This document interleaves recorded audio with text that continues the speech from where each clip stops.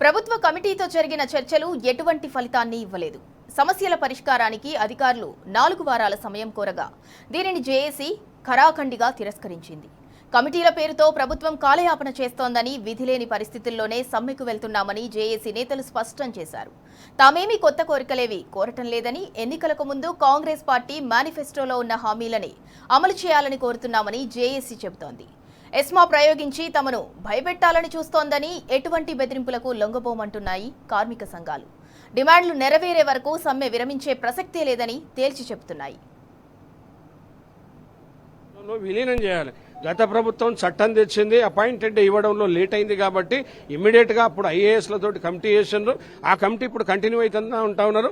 దీనికి పెద్ద చర్చలు అక్కర్లేదు, వెంటనే అపాయింటెడ్ ఇచ్చి ప్రభుత్వంలో విలీనం చేయాలి అని మా డిమాండ్ ఉంది.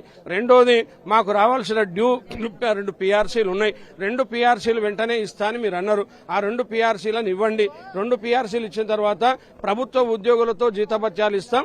ఆన్ పార్ విత్ గవర్నమెంట్, వాళ్ళ రూల్స్ రెగ్యులేషన్స్ మీకు ఇస్తాం. అట్లాగే రిటైర్డ్ అయిన వాళ్ళటువంటి డబ్బులు కూడా ఎవరైతే ఉందో, మరి ముఖ్యంగా రిటైర్డ్ అయిన వాళ్ళ డబ్బులన్నీ కూడా వెంటనే ఇస్తాం. వాళ్ళు రోడ్ల మీద ఉన్నారు అని చెప్పినాం, వాళ్ళ డబ్బులు ఇస్తాం. అట్లాగే ఆర్టీసీ కార్మికుల సంక్షేమ పథకాల డబ్బులు కూడా మేము ఇస్తాం. ఆర్టీసీని కొత్త బస్సులు కొని ఆధునీకరణ చేస్తాం.